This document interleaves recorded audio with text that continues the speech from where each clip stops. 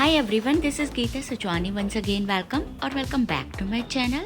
And guys, if you're new in my channel, please like, share and subscribe, and press the bell icon so you can get my recipes directly. So for thecha, we have to use so many chilies, like 10 to 15. So first wash the green chilies, and it should be like fresh. So we had washed the green chilies, and after that in the pan we add 1 tablespoon of oil, 1 tablespoon of jeera, and 15 to 20 garlic cloves, and add chilies which we had washed first and roast properly. Then add peanuts. So we have to roast constantly, and we don't have to roast so much.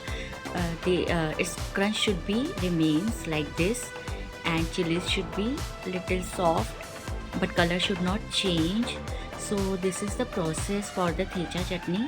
And add 1 tablespoon of salt and mix, roast properly. And I will add fresh coriander with the steams.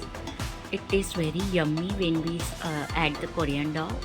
And after that we will go for the blend, or you can churn it in the hammam-dasta or whatever you want to do.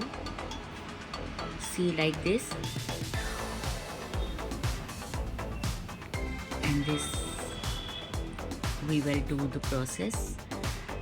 And this chutney is ready. It should be crunchy, should not be plain. That's why I don't use the blender jar. I do with this hammam-dasta. See, it's crunchy and it's not so smoothie. It should be like this.